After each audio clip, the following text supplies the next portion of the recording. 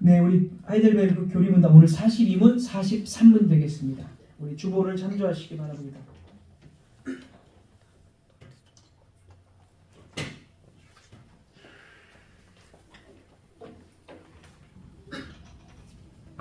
오늘 제 16주일 42문과 43문 하겠습니다.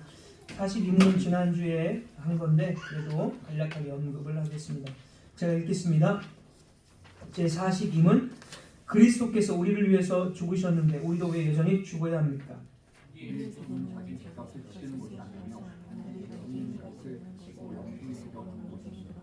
제 43문, 그리스도의 십자가의 제사와 죽으심에서 우리가 받는 또 다른 유익은 무엇입니까?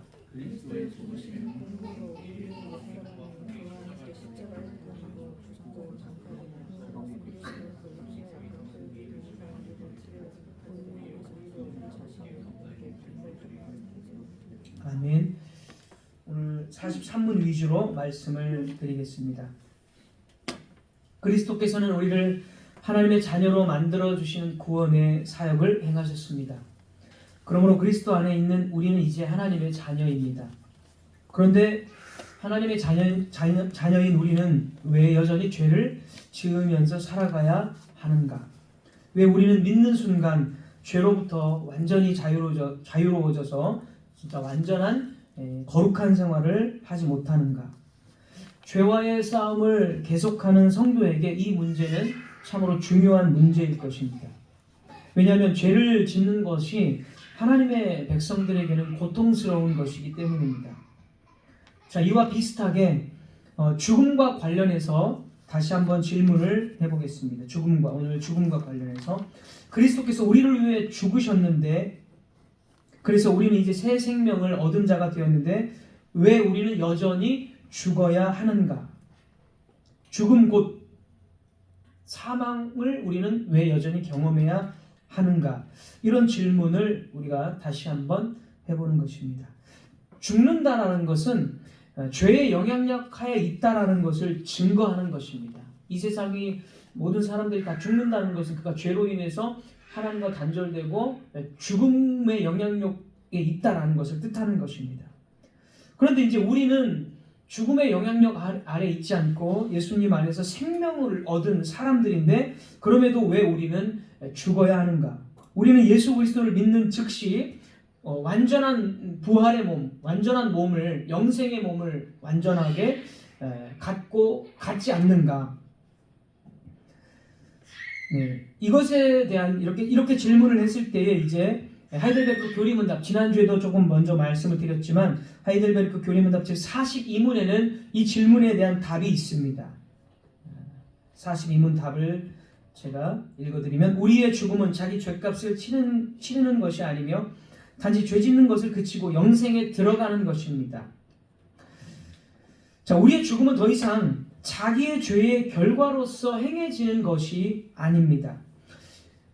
예수 그리스도를 믿지 않았을 때, 예수 그리스도를 알지 못했을 때는 죄의 결과로서의 죽음입니다. 모든 사람들이 예수님을 모르고 믿지 않는다면 그 사람의 죽음은 죄의 결과로서의 아주 굴욕적이고 잔인한 죽음을 당하는 것입니다.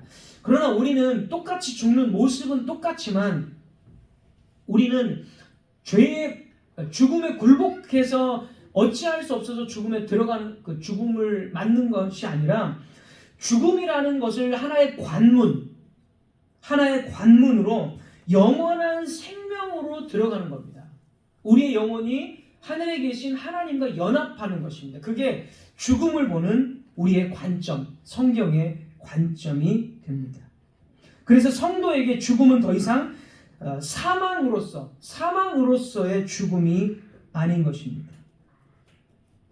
우리는 하나님께서 왜 예수 그리스도를 믿었을 때에 즉시 우리를 하나님 계신 곳으로, 이제 우리가 그것을 천국이라고 부르죠. 하나님 계신 곳, 천국으로 데려가시지 않는지를, 그 이유는 우리가 알지 못합니다.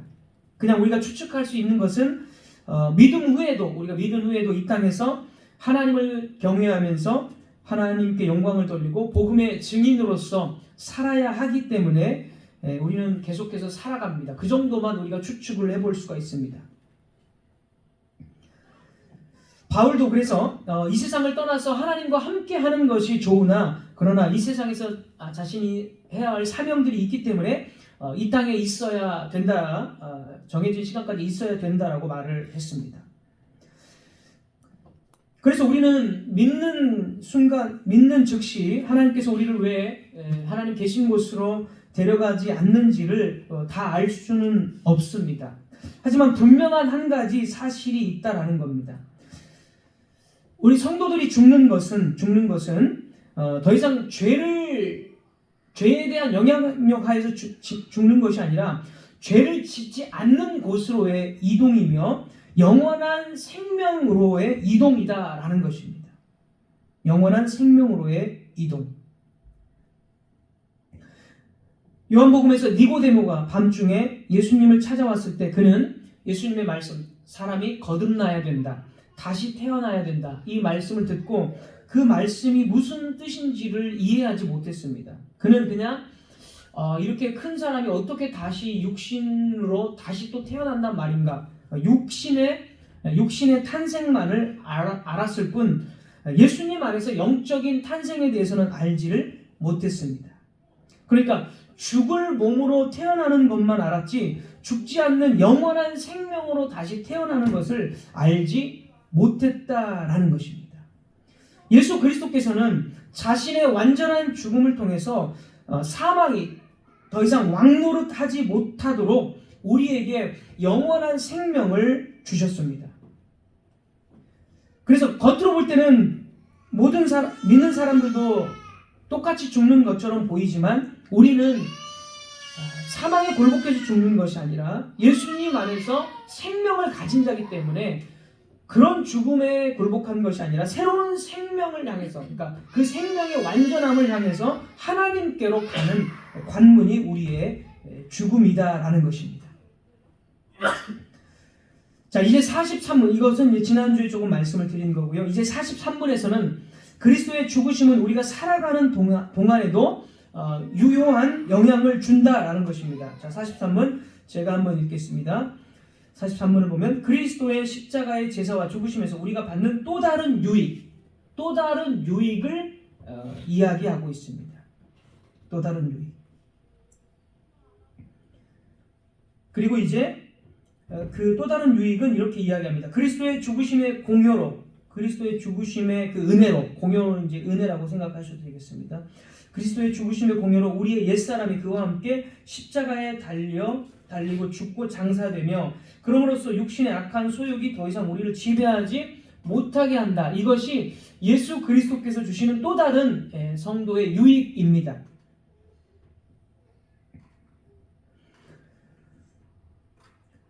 자, 예수 그리스도께서 십자가에서 죽으시고 장사되셨을 때 우리의 옛사람도 함께 죽어 장사됐습니다. 이것은 확실합니다. 왜냐하면 예수님께서 죽으신 것이 확실하기 때문에 우리의 옛사람도 예수님과 함께 분명하게 죽었다라는 것입니다. 그래서 우리에게 주는 유익이라는 것은 뭐냐면 비록 우리에게 죄된 본성이 있고 여전히 우리가 죄를 짓고 있음에도 불구하고 우리는 더 이상 옛사람이 아니다라는 것입니다. 이것이 우리에게 주는 유익입니다. 우리는 곧 우리의 옛사람이 어떻게 죽었는지는 물론 눈으로는 보지 못합니다. 눈으로 우리 옛사람이 과연 어떻게 죽었다는 것인가 몰라요. 우리는 몰라. 눈으로 확인할 수 없습니다. 하지만 예수 그리스도께서 분명히 십자가에서 죽으시고 장사 지낸 것이 확실하다는 것을 확인할 때 우리도 그와 연합해서 죽었다라는 것을 성경이 증거하고 있기 때문에 우리는 나의 옛사람이 죽었다라는 것을 분명히 믿음으로 고백을 할 수가 있습니다. 로마서 6장 4절입니다. 6장 4절을 보면 믿는 사람이 우리가 어떻게 옛사람을 버리고 새 사람이 되었는지를 무엇을 예를 드냐면 세례를 통해서 보여주고 있습니다. 로마서 6장 4절입니다.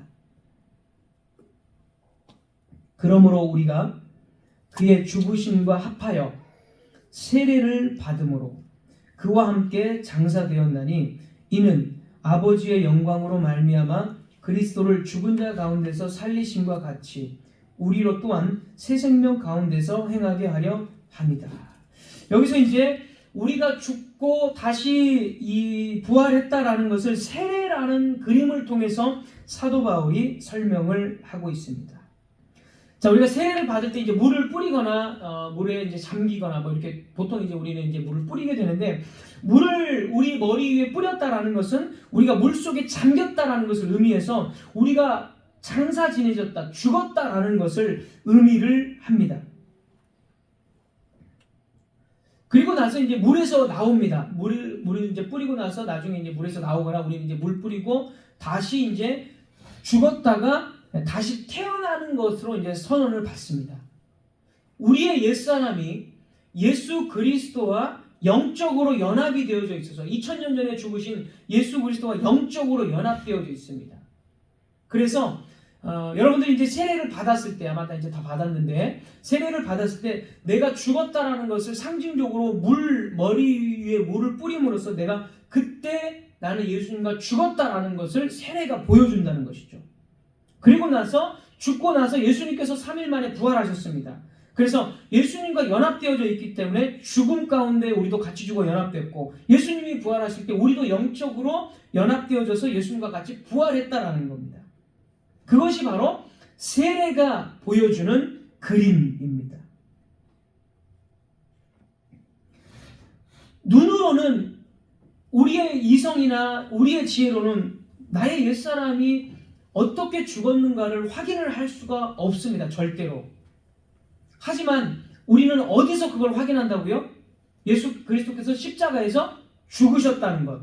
그리고 우리가 이제 오늘날을 살아가면서 세례를 받으면서 그 세례를 통해서 내가 진짜 옛사람이 죽었다라는 것을 세례를 통해서 확인을 한다라는 거예요. 그래서 나의 옛사람이 장사되었다라는 것은 너무나 분명한 사실임을 우리는 고백한다는 것입니다. 자, 이제 두 번째. 우리는 옛사람이 죽었고 새 사람이 되었기 때문에 이제 하나님께 순종할 수 있게 되었다라는 것입니다. 그것이 그리스도께서 죽으시고 장사되신 것에 우리에게 주신 유익입니다. 우리는 순종할 수 있게 되었다. 사도 바울은 순종에 관해서 이야기하거나 또는 윤리적인 것을 이야기할 때 반드시 이야기하는 것이 뭐냐면, 너희들은 그리스도와 함께 죽고 살아난 존재라는 것을 전제로 항상 이야기를 합니다. 너희들을 순종해라 먼저 이야기하잖아요. 너희들은 예수 그리스도와 함께 죽고 부활했기 때문에 너희는 순종해라 이렇게 이야기를 해요. 예수 그리스도 없이 순종해라 이렇게 되면 뭐가 되죠? 율법주의가 돼요. 율법주의, 경건주의, 율법주의. 하지만 사도 바울은 언제나 앞부분에서 예수 그리스도의 죽으심과 부활을 이야기하고, 그러므로 너희는 순종해라 이렇게 이야기합니다. 성도들은 그리스도의 죽음 및 부활과 동일시 되었기 때문에 너희들은 옛사람이 죽고 새 사람이 되었다라는 거예요. 그래서 너희들은 이제 순종할 수 있는 능력이 있다 없다? 있다라는 거예요.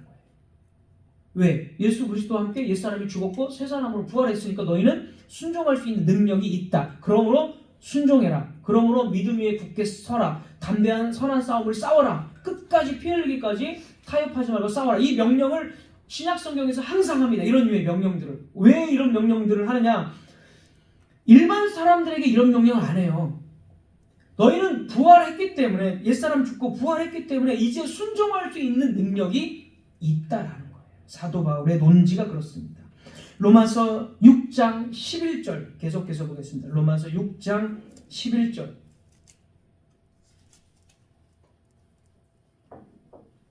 이와 같이 너희도 너희 자신을 죄에 대하여는 죽은 자요 그리스도 예수 안에서 하나님께 대하여는 살아있는 자로 여길지어다. 예. 하나님 안에서 다시 살아있는 존재가 되었고요. 12절 이렇게 됩니다. 12절. 그러므로, 12절은 그러므로 너희들이 죄에 대해서 옛사람이 죽었고 하나님 안에서 새 생명, 새롭게 살아난 자니까 12절 그러므로 너희들이 그러므로 예수 안에서 새 생명을 가진 자이기 때문에,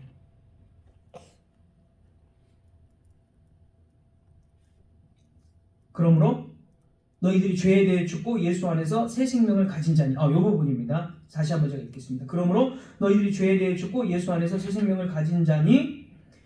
12절 말씀. 그러므로 너희는 죄가 너희 죽을 몸을 지배하지 못하게 하여 몸의 사욕에 순종하지 말고. 그러므로 하면서 말하는 거예요. 13절. 또한 너희 지체를 불의의 무기로 죄에게 내주지 말고 오직 너희 자신을 죽은 자 가운데서 다시 살아난 자같이 하나님께 드리며 너희 지체를 의의 무기로 하나님께 드리라. 14절. 죄가 너희를 주장하지 못하리니 이는 너희가 법 아래에 있지 아니하고 은혜 아래에 있습니다. 죄에 대해서 너희 몸을 죄의 무기로 사용하지 말고 의의 무기로 하나님께 드려라. 왜? 너희들은 죽고 부활한 존재이기 때문이다라고 말하고 있습니다. 에베소서 4장도 마찬가지입니다. 에베소서 4장. 성도들이 이미 그리스도 안에서 새로운 존재가 되었기 때문에 하나님의 명령에 순종할 수 있음을 말합니다. 에베소서 4장 19절 20절.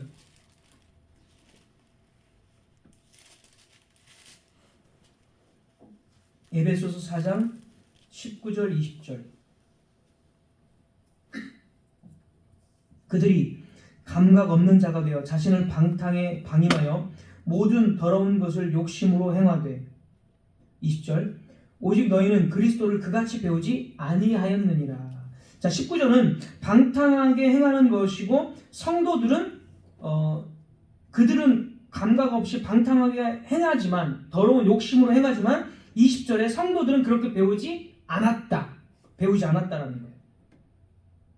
자, 그러니까 과거에 그렇게 배우지 않았다는 겁니다. 그리고 21절 보십시오. 진리가 예수 안에 있는 것 같이 너희가 참으로 그에게서 듣고 또한 그 안에서 가르침을 받았을진데. 그 안에서 듣고 가르침을 받았습니다. 그러니까 바울이 복음을 전했을 때 그들은 예수 그리스도를 알고 예수 그리스도에 대한 어떤 가르침을 듣고 가르침을 받았어요. 그 다음에 이제 보십시오. 그 다음에 22절부터 24절. 에베소서 4장 22절부터 24절. 너희는 유혹의 욕심에 따라 썩어져가는 구속을 버리고 따르는 옛사람을 벗어버리고 오직 너희의 심령이 새롭게 되어 하나님을 따라 의와 진리의 거룩함으로 지으심을 받은 새 사람을 입으라. 여기서 옛사람을 버리고 심령이 새롭게 되어 새 사람을 입으라 이렇게 표현되어 있기 때문에 이것이 현재 처음 듣는 명령처럼 보이지만 아니라는 거예요. 아까 말한 대로 그 전에 19절부터 제가 읽어드린 대로 이미 들었다라고 말하죠. 듣고 너희는 가르침을 받았다라고 이야기합니다. 그러니까 바울이 예수 그리스도의 복음을 전하면서 이들이 예수님을 이제 믿었기 때문에 너희들은 이제 더러운 데서 살면 안 된다라고 얘기를 이미 그 전에 한 거예요. 그리고 나서 또다시 너희들은 옛사람을 버리고 새로운 피조물로서 살아가야 된다. 이렇게 또다시 이야기를 한 것입니다.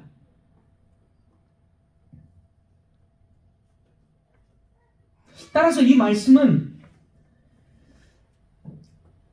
에베소 성도들이 이미 그리스도 안에서 새로운 존재가 되어 있기 때문에 과거에 너희들이 믿었던 예수 그리스도를 기억나게 하고 새로운 사람으로 다시금 또 살아가야 된다는 것을 말하는 겁니다. 로마서와 같이 그리스도 안에서 이미 새 생명 가운데 있기 때문에 새로운 삶을 살 수 있는 능력이 있다는 것입니다. 다른 서신서들도 다 이런 구조를 가지고 있습니다. 그리스도 안에서 또는 너희들이 구원을 받았고 너희는 의롭게 됐고 화목하게 되었고 너희들의 죄가 씻어졌다. 너희들은 거룩하게 되었다. 부활한 존재가 되었다. 이런 표현들을 성도들에게 계속적으로 쓰면서 그러므로 너희들은 옛사람을 버리고 하나님의 선한 일을 따라서 헌신하고 살아가야 된다. 이런 식으로 계속적으로 말을 하고 있습니다. 예수 그리스도와 함께 죽고 부활한 존재라는 것이 전제되어 있지 않다면 바울은 그런 명령을 하지 않을 것입니다. 그런 실천에 대한 구체적인 명령들을 하지 않을 거예요. 하지만 옛사람을 버렸기 때문에 새로운 사람으로서 새로운 피조물로서의 삶을 살아야 된다라고 계속적으로 말하는 것입니다. 이것이 바로 예수 그리스도의 죽고 장사되심으로 얻는 우리의 유익입니다. 43문답을 제가 다시 한번 읽겠습니다. 43문답. 그리스도의 죽으심의 공효로 우리의 옛사람이 그와 함께 십자가에 달리고 죽고 장사되며 그럼으로써 육신의 악한 소욕이 더 이상 우리를 지배하지 못하게 되고 오히려 우리 자신을 그분께 감사의 제물로 드리게 됩니다. 따라서 예수 그리스도의 죽으심은 이 세상에서의 우리의 삶의 방식에 지대한 영향을 준다라는 것입니다. 여러분이 하나님의 말씀을 따라서 살려고 하고 하나님 나라를 위해 헌신하고자 하고 선한 일을 위해서 살아가고자 하는 이유가 무엇입니까? 여러분 안에서 그게 스스로 내가 하나님 나라를 위해서 헌신해야지, 스스로 정말 하나님께 감사의 삶을 살아야지 스스로 나온 것일까요? 아니에요. 예수 그리스도께서 죽으시고 장사되심으로써 우리에게 그렇게 할 수 있도록 그런 은혜를, 유익을 주셨기 때문에, 그렇게 새로운 존재로 우리를 만드셨기 때문에 여러분 가운데 혹시 하나님 나라에 대한 열망이 있다. 그러면 나 자신 스스로에게서 나온 것이 아니라 주님께서 나에게 그런 은혜를 주셨고 내가 영적으로 예수님과 연합해서 죽고 장사되었기 때문에 그런 열망들이 나오는 거예요. 그런 열망 없이 내가 막 교회 일을 많이 하고 교회를 위해서 막 헌신하고 그런 그 전제와 열망이 없이 그렇게 한다. 그건 뭐죠? 그건 율법주의가 되는 거예요. 율법주의. 누구나 다 할 수 있는 거. 남들 체면 때문에 하게 되고 남들에게 칭찬 듣기 위해서 하는 거고. 그런 열망이나 은혜가 있으니까 하나님 나라를 위해서 헌신하는 거지. 그런 은혜가 없이 하는 거는 이제 율법주의가 되는 겁니다. 왜 제가 힘들더라도 설교를 10년 동안, 12년 동안 계속적으로 이런 식으로만 힘들게 하느냐?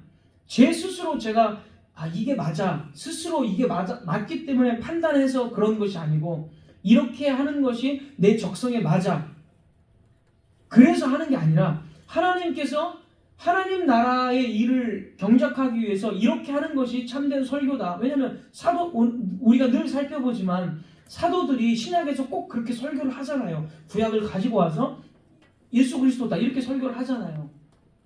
그게 옳은 방법이기 때문에 하나님께서 그런 존재로 만들어 가셨기 때문에 제가 이걸 지치지 않고 이 열정이 사그러들지 않고 어렵지만 끊임없이 이거를 허락하는 날까지 주님께서 제 모든 건강과 환경을 허락하는 날까지 하는 거예요. 이게 저 스스로 절대 나오지 않습니다.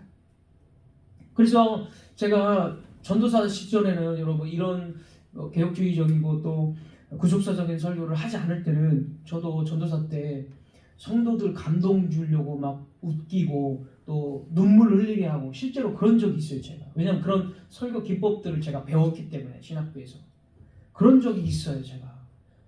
그런데 그런 설교들이 다 잘못됐다는 걸 알고 그런 거 다 버렸어요. 다 버렸어. 네.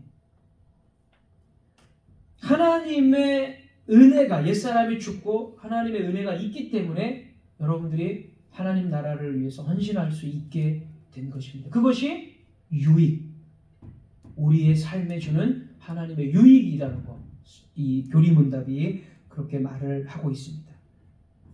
세 번째로, 이러한 권면의 말씀을 들을 때에 우리는 자극이 되고 도전을 받는다라는 거예요. 이거는 예전에 한번 좀 말씀을 드린 적이 있는데요. 자, 신약 성경에서 바울이 계속적으로 너희는 순종해라, 너희는 헌신해라, 옛사람을 벗어버리고 새로운 삶을 살아라라고 계속 말합니다. 그러면은 옛사람이 죽고 예수 그리스도와 함께 부활한 사람은 이런 말씀을 들으면 어떤 마음이 들까요? 기분 나쁜 마음이 들까요? 전혀 그렇지 않죠.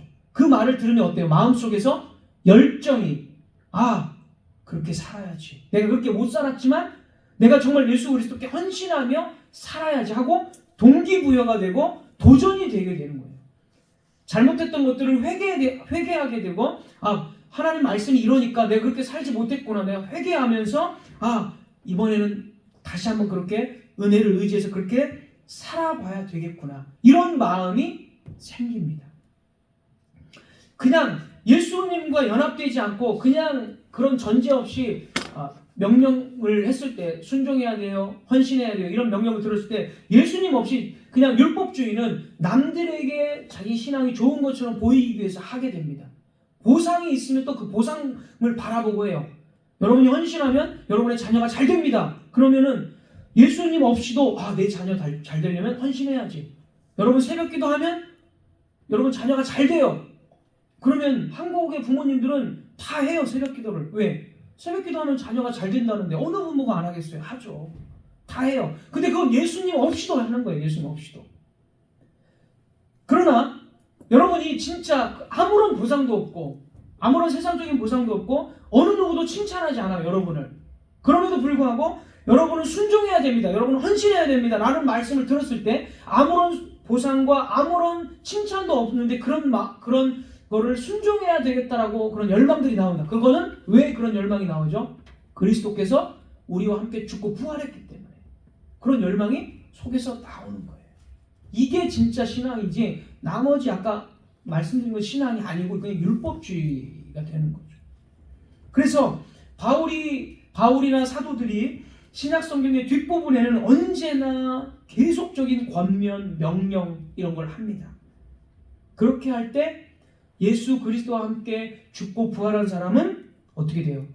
도전이 되는 거예요. 정말 그렇게 살아야 되는구나. 정말 회개하고 새롭게 다시 또 살아야 되는 거예요. 이런 열망들이 나오는, 그런 열망이 있는 분들은 예수 그리스도가 정말 그 안에서 역사하기 때문에 그런 것이죠. 자, 믿지 않을 때는 그런 명령을 들으면 어떻게 될까요? 믿지 않을 때는 명령을 들어봐야 도전도 안 돼요. 내가 왜 그렇게 살아? 나 내 인생이 있는데 내가 왜 그렇게 이렇게 되는 거예요. 그리고 엄두를 못 내. 특별히 보상이나 이런 걸 걸지 않으면 엄두를 못 냅니다. 자, 쉽게 제가 한번 예를 들어보면 어떤 사람이 여러분에게 자, 미국을 갔다 오세요 하면서 자전거 하나 줬어요. 자전거. 조그마한 자전거. 자, 이 자전거로 미국을 갔다 오세요 라고 말을 했어요. 그러면 여러분 미국을 가겠어요? 그 자전거 가지고? 갈 엄두를 못 내죠. 이게 무슨 말이야? 미국을 무슨 자전거를 타고 갔다 오라는 거야? 난 안 가, 못 가, 난 못해, 말도 안 돼. 이렇게 아무도 안 갈 겁니다. 그런데 그래서 이제 자전거를 타고 미국에 가는 것은 진짜 엄청난 무의미한 짓이라는 것을 아마 알게 될 거예요. 그래서 미국에 갈 욕구가 전혀 안 생깁니다. 전혀 안 생겨요. 그런데 만약에 여러분들에게 비행기를 하나 딱 주면서 자, 미국을 갔다 오세요. 미국을 갔다 오는 것이 정말 하나님의 뜻이고 선한 일입니다. 그러면 안 갈 사람이 있을까요? 갑니다. 비행기로 운전할 수 있고 조종할 수 있고 비행기로 그냥 13시간만 가면 되니까 그냥 가버릴 수가 있어요. 그러니까 여러분이 은혜라는 것이 있다면, 수단이라는 거, 은혜의 수단, 은혜가 있다면 비행기를 주면서 미국에 갔다 오세요 하면 갈 욕구가 확 생겨요. 그게 좋은 일이라는데 왜 안 가겠어요? 마찬가지로 하나님의 바울이나 사도들이 하나님의 명령을 막 해요. 너희들 순종해야 되고 이거 하고 헌신해야 된다라는 말씀을 들었을 때 하나님의 은혜의 수단이 있으면 그렇지, 해야지. 은혜가 있으니까 당연히 마땅하게 그것을 해야지 하면서 우리를 더 자극하고 그 은혜로 인해서 우리가 그걸 진짜 순종을 하게 된다는 겁니다. 이것이 세 번째, 두 번째와 좀 비슷하지만 예수님께서 우리에게 이 땅에서 주신 유익이라는 거예요. 유익. 우리를 그렇게 만드셨습니다.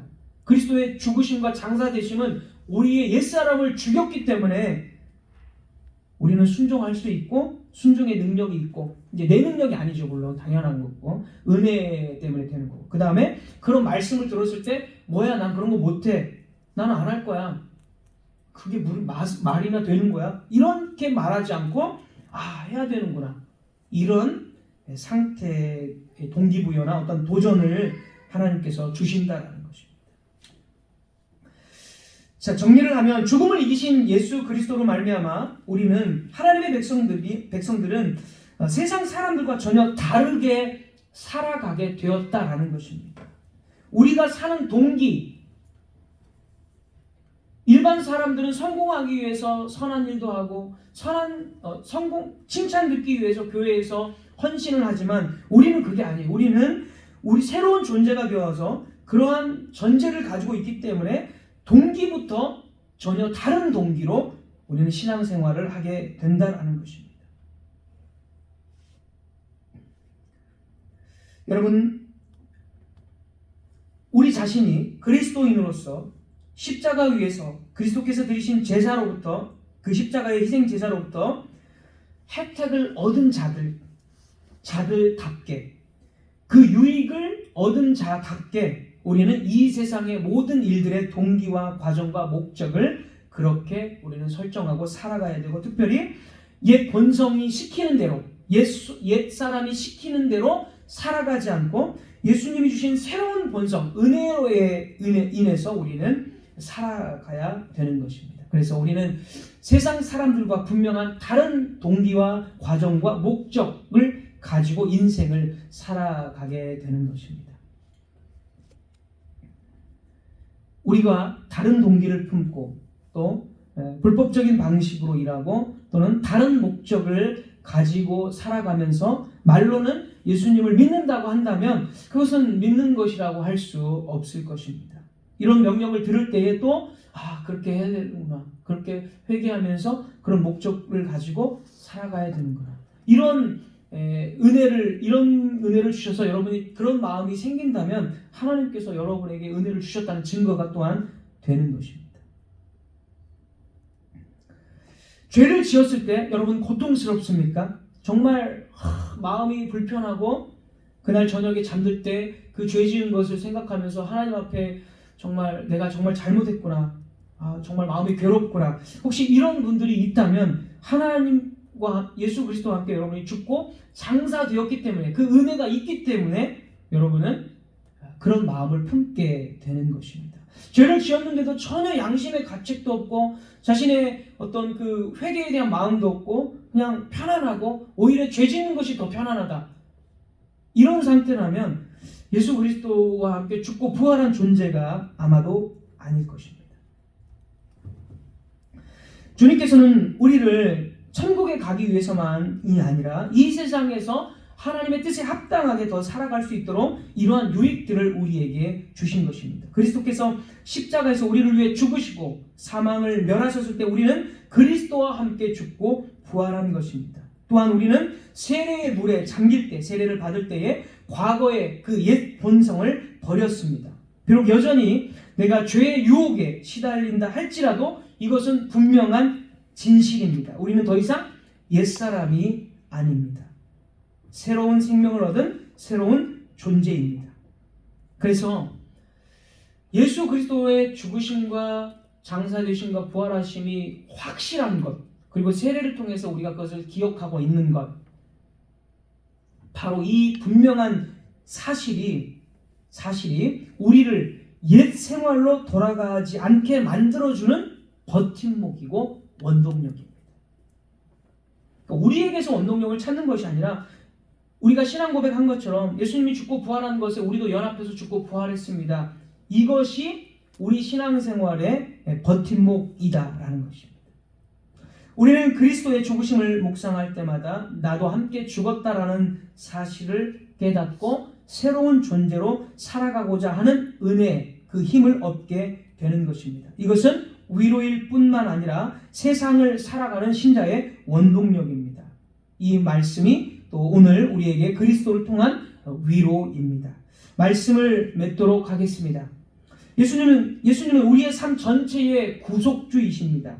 그리스도 때문에 우리는 이 세상에서 사단의 손아귀에 있지 않습니다. 흑암의 세력, 죄의 세력이 더 이상 우리를 지배하지 못합니다. 우리는 오히려 성령의 능력과 역사를 통하여 날마다의 삶을 인도받고 하나님의 영광을 위해 더 헌신하며 하나님께 다가가는 삶을 삽니다. 그래서 우리는 그리스도의 죽으심이 지금 여기 우리의 삶에 엄청난 영향을 미치고 있다는 것을 봅니다. 이런 이유로 지금 복음이 요청하는 것에 주의를 기울이는 것이 중요합니다. 하나님의 말씀에 순종하고 사도 바울이 말한 것처럼 믿음의 선한 싸움을 포기하지 말고 어렵더라도 끝까지 싸우라는 이 복음의 요청, 이 요청에 주의를 기울이는 것이 중요합니다. 이 복음의 요청에 우리가 순종할 때 우리는 조금씩 더 변화가 될 것입니다. 우리는 사단의 편에서 하나님의 편으로 그리스도와 함께 옮겨졌습니다. 우리는 그래서 하나님의 진노에서 자유롭게 되었습니다. 하나님께서 우리들을 영접해 주셨기 때문에 더 이상 두려워할 필요가 없습니다. 우리는 이 위로를 가지고 이 전제를 가지고 세상 가운데 살아가는 것입니다. 이 전제가 없다면 우리는 율법주의가 되는 거고 이것은 신앙이라고 할 수가 없습니다. 이 전제, 이 바울이 말하는 대로 이 전제 속에서 하루하루를 여러분 살아가시기를 주님의 이름으로 부탁을 드립니다. 기도하겠습니다.